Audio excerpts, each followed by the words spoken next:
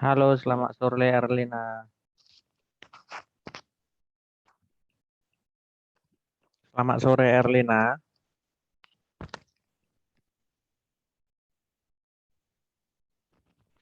Halo, selamat sore. Dengar suaranya? Selamat sore, Pak. Oke, sambil nunggu temannya bentar ya, Bapak buat absen.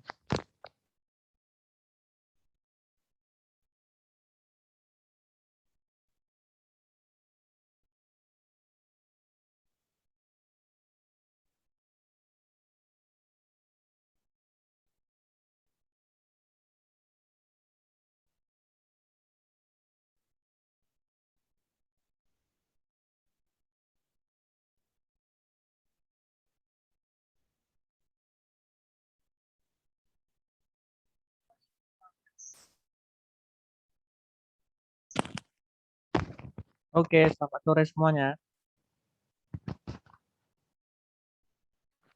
Mana semua wajah kalian? Kenapa Bapak nengok gambar hitam ini?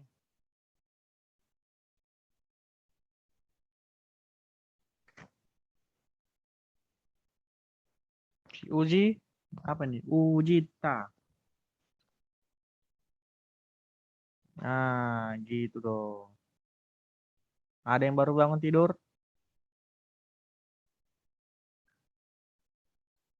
Enggak ada. Suara Bapak putus-putus atau bagaimana? Jelas, Pak. Oke. Absennya udah Bapak kirim di Classroom atau mau dikopikan aja linknya bercepat?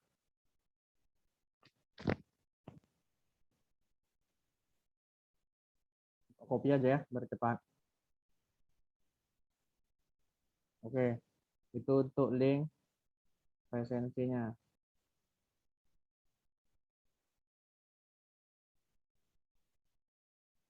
Sudah, untuk materinya sudah dilihat di Classroom?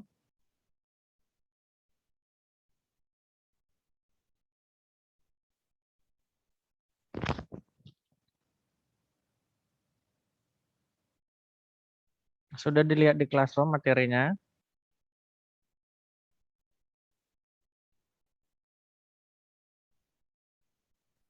Belum, Pak.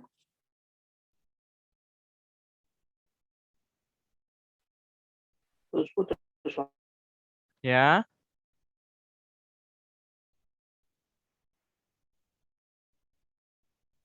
Oke, jadi kita masih kelanjutannya masih tentang steganografi pada kriptografi. Kita sampai pertemuan kelima masih membahas tentang yang tiga ini. Ya.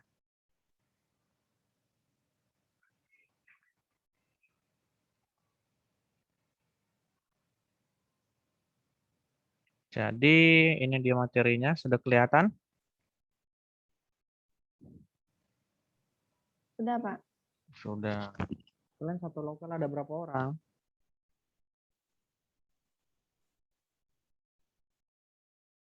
15. Berapa? Logarat, semangat suaranya. 15. 15. Di 15, sini 15. yang hadir masih 5. Kemana semua? Lihat nih 6 nih sama Bapak. Masa cuman seperempatnya?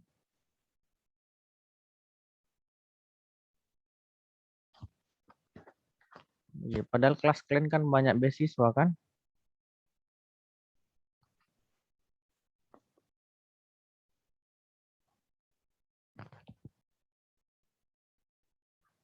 Oke, sudah tambah 1 si Harpingka. Sehat Harpingka. Sehat, Pak. Kenapa baru nyampe? Iya, baru pulang kerja, Pak. Oke, bagus juga kaliannya pulang kerja. Ya sudah, kita lanjutkan aja ya biar cepat selesai ya. Karena gimana pun Zoom kita tetap 40 menit durasinya. Jadi materi kita hari ini tentang steganografi. Minggu lalu sudah Bapak singgung sedikit. Ya. Jadi di sini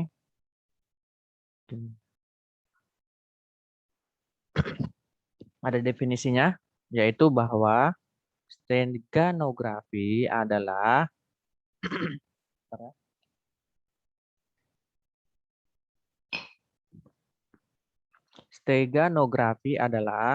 teknik penyembunyian data rahasia ke dalam sebuah wadah atau media sehingga data yang disembunyikan sulit untuk dikenali oleh indera manusia. Apa saja itu indera manusia? Bisa berupa mata, penglihatan, pendengaran, dan apa itu lagi? Ayo, ada berapa indera manusia?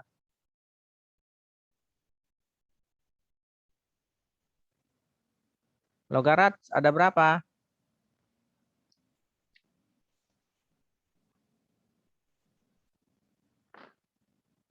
Halo, Logarat. Putus-putus, Pak. Suara Bapak putus-putus. Bentarlah dulu ya, buka jendela dulu apa kalau gitu.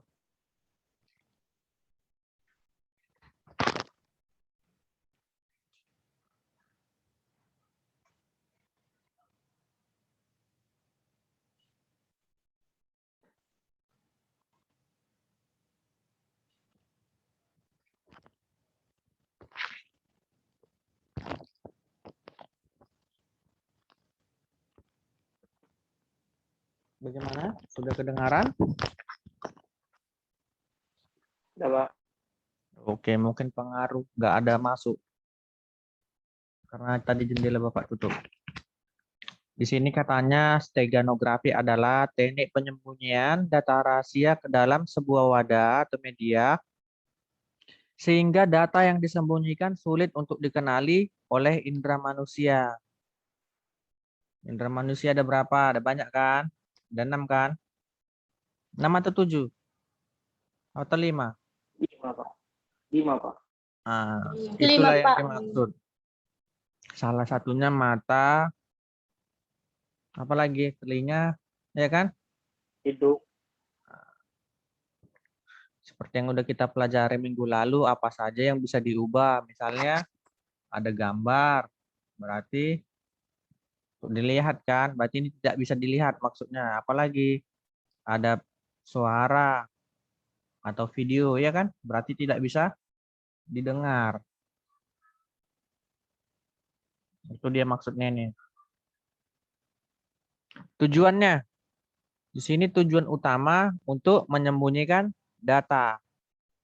Kemudian membuat sedemikian rupa suatu pesan rahasia menjadi seolah-olah tidak ada atau tidak tampak dengan membungkusnya menggunakan media lain, file gambar, video, audio, teks, untuk menghindari kecurigaan orang lain terhadap suatu data yang dikirimkan. Jadi kalian kalau mau lanjut S2, judulnya ini bisa kalian pakai. Bagaimana menyembunyikan tulisan di dalam tulisan atau bagaimana menyembunyikan tulisan di dalam gambar.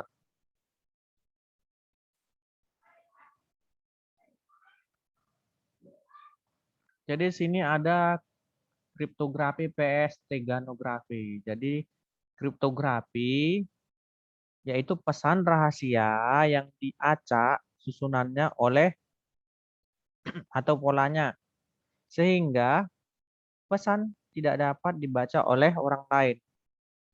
Biasanya ini menimbulkan kecurigaan bagi orang lain karena adanya pesan yang disandikan. Pernah lihat pesan yang disandikan?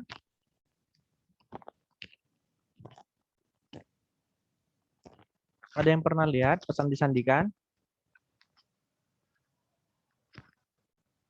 Enggak pernah.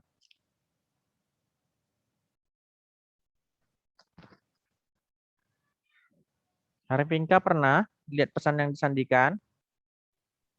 Enggak, Pak. Enggak, aduh kasihan.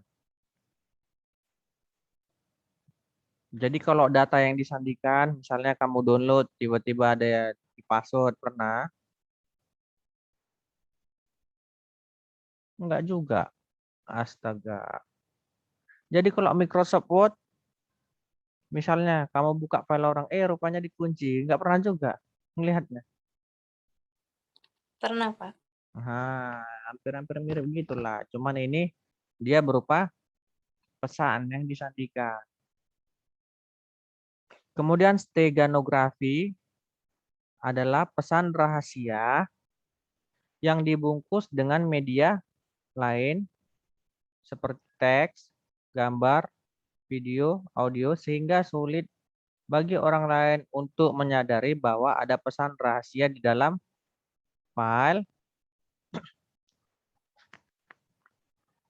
maksudnya di dalam file pembungkus. Kemudian lebih aman mengingat steganografi tidak menimbulkan kecurigaan pada orang lain karena sekilas media gambar, audio, atau video nampak normal. Itu dia. Kemudian syaratnya. Syarat steganografi di sini yang pertama pesan rahasia. Merupakan pesan atau teks yang akan dikirimkan dan bersifat rahasia. Wadah penampungnya di sini merupakan media yang digunakan untuk membungkus pesan rahasia, bisa berupa teks, gambar, audio, maupun video. Berarti kalian belum pernah melihat seperti ini.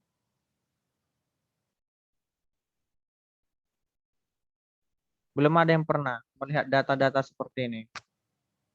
Data yang disembunyikan di dalam gambar, audio, maupun video. Belum pernah. Nah, menggunakan inilah sering para penyebar-penyebar virus juga bisa melalui video atau file yang kita download atau MP3 yang kita download. Kan mau gitu kan? Kita cuma download MP3 tiba-tiba komputer kita kena virus kan? Dari data yang kita download.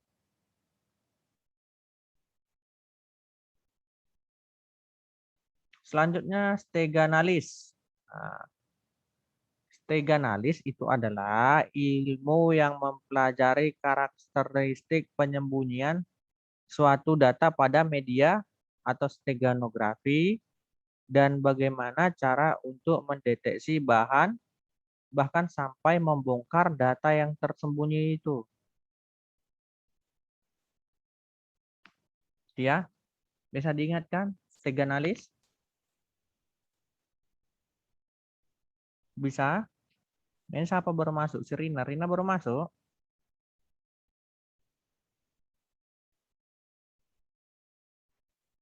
Halo Rina. Rina.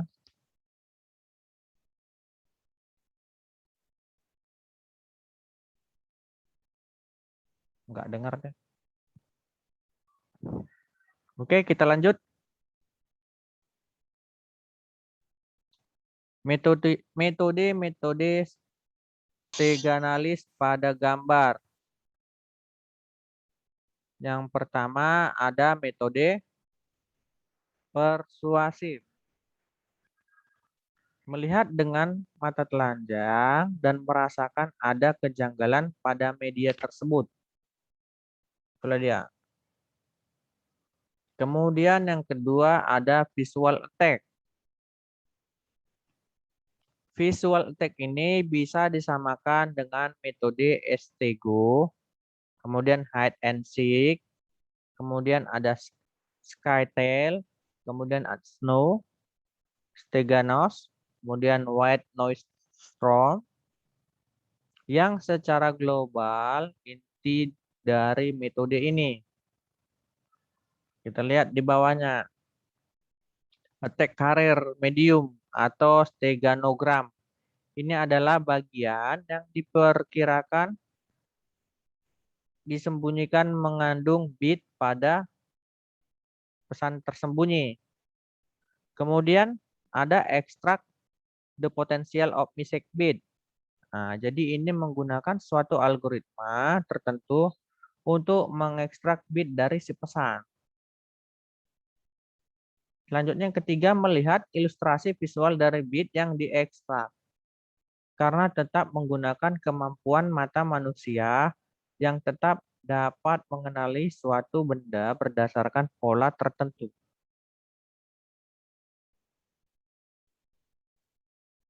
Kemudian yang ketiganya ada statistical method. Jadi dalam tahapan dari metode ini ialah yang pertama estimasi sinyal cover. Tahapan ini di mana kita melakukan proses yang dinamakan denoising atau menghilangkan sinyal noise. Tahu noise? Ada yang tahu noise? Nisa tahu noise?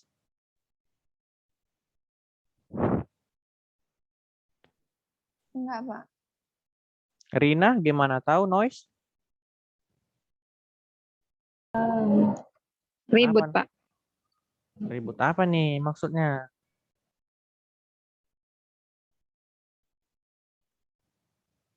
Ribut seperti apa pada datanya?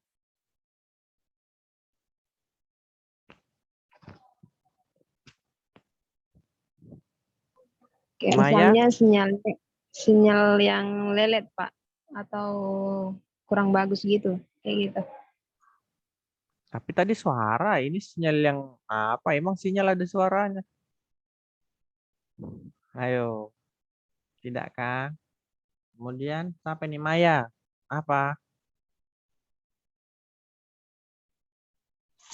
Nggak tahu, Pak. Maya lagi ngapain? Sinyalnya nggak bagus, Pak. Oh, jadi kalau orang yang sering ngedit video pasti ini tahu noise apa? Noise itu kalau kita pada data atau pernah kalian orang lihat video misalnya kan, dia lagi berbicara tapi ada suara gitu. Pernah? Pernah, Pak. Nah, ini sering terjadi di kaset zaman dulu, kaset pita. Kaset tape zaman dulu yang pakai pita. Ya kan, selalu ada itu kan. Gitu. Pernah kan dengarnya kan? Pernah, Pak. Nah, seperti itulah pada Adiu. Jadi di sini tadi tahapan di mana kita melakukan proses yang dinamakan denoising atau menghilangkan sinyal noise-nya. Salah satu contohnya adalah dengan menerapkan metode wavelet sharing kick pada media audio. Sinyal keluaran hasil processing the noise dianggap sudah bersih dari noise atau pesan tersembunyi sehingga bisa diestimasi menjadi sinyal cover. Dikatakan estimasi karena kita tidak tahu file cover yang sesungguhnya. Kemudian ada ekstraksi fitur-fitur berkaitan dengan tahapan classification dari suatu media. Kita dapat mengekstraksi fitur-fitur dari media tersebut. Sama seperti kita melihat suatu benda. Maka kita dapat menilai berat, tinggi, warna, dan bau dari benda tersebut. Hal inilah yang disebut dengan fitur. Misalnya nih, kalian dapat benda apa? Botol parfum, ya kan? Nah, dari situ kita bisa menilai beratnya, tingginya, warnanya, dan baunya.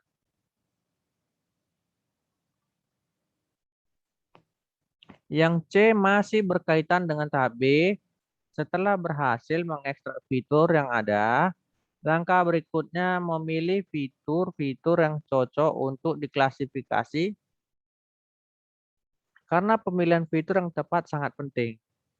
Salah satu cara untuk memilih fitur yang lengkap adalah dengan menerapkan metode ANOVA, Analysis of Variance. Kemudian D, proses klasifikasi menggunakan nilai fitur-fitur yang telah diekstrak. Kemudian diklasifikasikan berdasarkan pola yang ada. Pola ini dapat berdasarkan sampel-sampel yang terdahulu. Kemudian klasifikasi ini membutuhkan sampel untuk membuat pola pengklasifikasiannya. Jadi dari sampel yang ada akan dibuat suatu pola atau bisa juga disebut garis batas. Jadi semakin banyak sampelnya, maka hasil pengklasifikasiannya maka akan semakin akurat. Jadi teknik klasifikasi yang paling mudah diterapkan yaitu linear regression classifier. Tidak terlalu rumit karena dibuat hanya secara linear saja. Tapi efek sampingnya hasil kurang akurat. Jadi ada beberapa teknik klasifikasi lain yang dapat diterapkan seperti SVM atau mungkin saja bisa diterapkan juga dengan penggabungan genetik algoritma. Itu dia. Dari 4 tahap akan menghasilkan suatu kesimpulan apakah media tersebut mengandung pesan tersembunyi atau tidak. Itu dia tahapan. Kemudian metode steganografi, di sini ada LSB, Less Significant Bit. Jadi ini menyisipkan pesan di bit ke-8 pada masing-masing segmen pixel. Contoh untuk penggunaan metode ini dapat dilihat di file PDF lampir. Jadi misalnya ukuran size-nya tidak berubah. Kemudian ukuran pesan sangat terbatas, di mana tidak boleh melebihi jumlah segmen pixel pada citra. Kemudian di sini ada lagi nih masuk seminar. Ada end of files. Jadi dia di sini ukuran size citra nanti akan bertambah besar tergantung ukuran pesan yang disisipkan. Kemudian ukuran pesan yang disisipkan ini tidak terbatas. Oke, materinya sampai di situ. Nanti kalian bisa lihat contoh-contohnya. Bentar biar Bapak searching.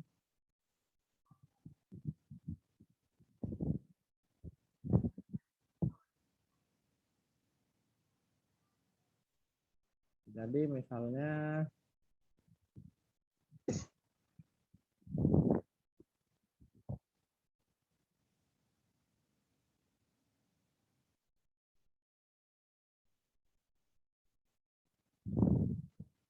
nah, nanti bisa kalian lihat misalnya seperti ini. Di sini banyak nih penelitian orang tentang steganografi atau kriptografi ya.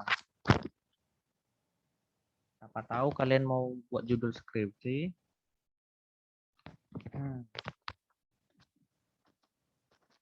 Jadi di sini bisa kalian lihat judulnya steganografi berbasis citra digital untuk menyembunyikan data menggunakan metode LSB ya kan?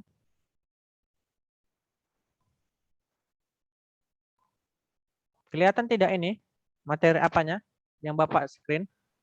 Kelihatan, Pak. Kelihatan, Pak. Nampak, Pak. Nah, jadi di sini kita lihat keterangan dia bahwa kerahasiaan dalam data merupakan hal yang sangat penting dalam suatu organisasi maupun untuk pribadi. Apalagi kalau data tersebut berada dalam suatu sistem komputer. Jaringan komputer bahkan dalam jaringan internet, kebutuhan akan keamanan dan kerahasiaan menjadi kebutuhan pokok saat ini karena maraknya pembajakan data maupun pencurian data. Jadi steganografi bisa menjadi solusi untuk menjaga kerahasiaan data dan keamanan dari data yang dimiliki. Data yang ada akan disembunyikan sehingga tidak semua orang bisa melihat dan menggunakannya. Jadi dengan metode LSB ini, steganografi bisa dilakukan dengan menyisipkan data ke dalam gambar yang diinginkan. Selanjutnya, proses yang telah terjadi dalam bit-bit data akan disimpan ke dalam bit citra digital, sehingga bit data akan berada di dalam bit wadah citra digital tersebut untuk disembunyikan. Jadi dengan adanya steganografi dengan metode LSB ini, data bisa disembunyikan, kemudian diambil kembali untuk bisa dibaca. Nah, itu dia. Jadi nanti bisa kalian lihat kira-kira seperti ini prosesnya. Propertinya ada wadah, ada data yang pertama, kemudian disimpan ke wadah, kemudian diproses dengan steganografi.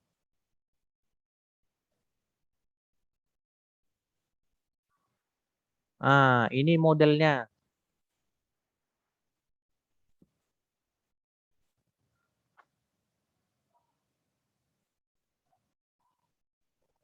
Bisa dilihat di sini. Di sini ada proses steganografi yang Bapak cari merah. Kelihatan kan? Kelihatan, Pak. Nah, Kelihatan. di dalam proses steganografi ini, lihat, ada kata kunci yang pertama. Yang kedua ada berkas citra digital. Yang ketiga ada data pesan. Kemudian diproseslah ini ke stego image. Sudah. Jadi kalau sudah diproses ini tidak ada yang tahu. Yang tahu hanyalah orang yang memegang kunci. Maka ketika pesannya sudah sampai kepada orang yang pegang kuncinya, maka diekstraklah ini prosesnya yang tadi, datanya. Sesudah diproses, ekstrak, maka data pesan tersebut bisa dibaca oleh yang pegang kunci. Itu dia untuk modelnya.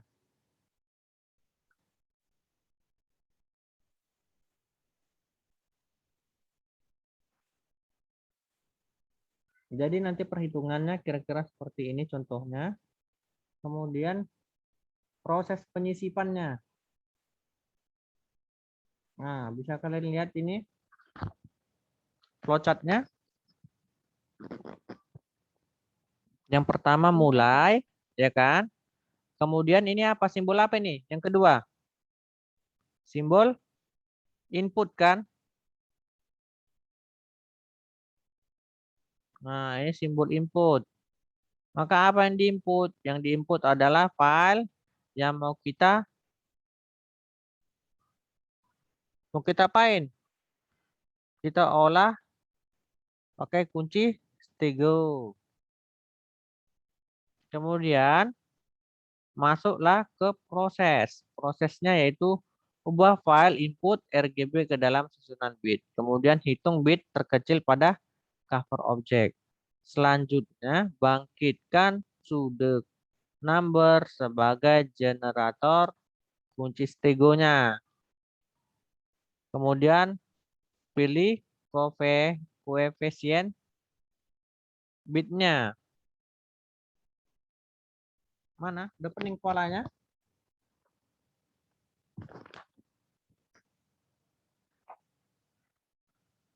Nah, jadi dia seperti ini nanti. Contohnya, dia mau merubah gambar ini, gambar bunga kan? Kelihatan kan? Yang warna hitam ini. Nah, dia mau mengubah gambar ini.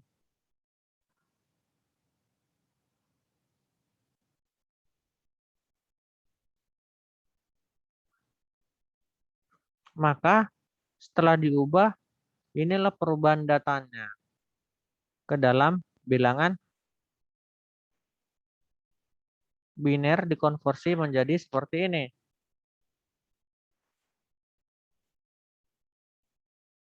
Nah, contohnya kalian lihat ini program. Ini programnya dari Visual Studio. Nah, inilah dia data yang mau diubah menggunakan aplikasi steganografinya.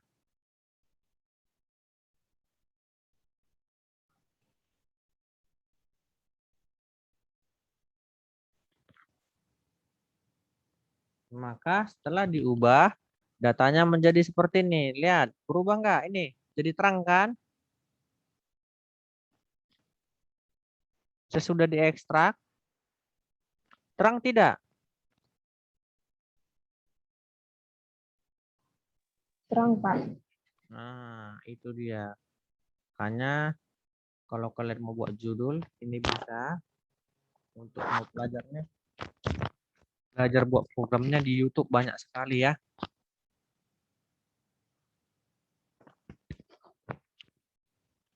Bisa lah dicoba-coba. Mengerti Herpingka? Ngerti, Pak. Nah, jadi jangan nanti judulnya SPK aja. Ya kan? Oke, ada yang mau ditanya? Biar kita akhiri. Kalau nggak ada.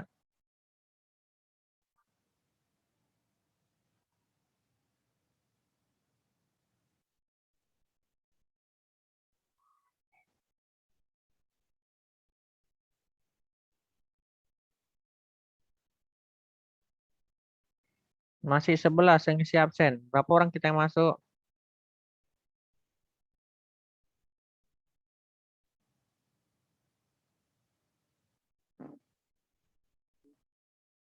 Nggak ada yang mau ditanya? Logarat. Selesai? Nggak ada, Pak. Gini Cynthia baru masuk atau hilang timbul tadi? Cynthia? Halo Cynthia. Iya, Pak. Baru masuk atau gimana? Jaringannya kurang baik, Pak. Jadi dia Oh. keluar terus. Oh, ya sudahlah. Ada yang mau ditanya Maaf ya, tidak? Pak. Ah, ini lagi si Jason Pisel ini. Orang udah mau siap. Numpang absen aja nih. Kita tunggu dia bentar. Halo Jason Pisel. Halo Jason. Halo Jason. Halo Pak, Ah, dari mana aja dari tadi? kerja Pak. Kerja. Coba hidupin videomu.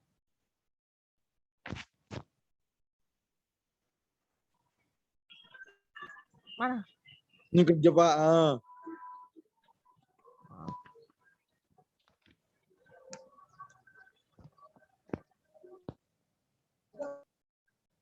Jam berapa rupanya pulang kerja Jason?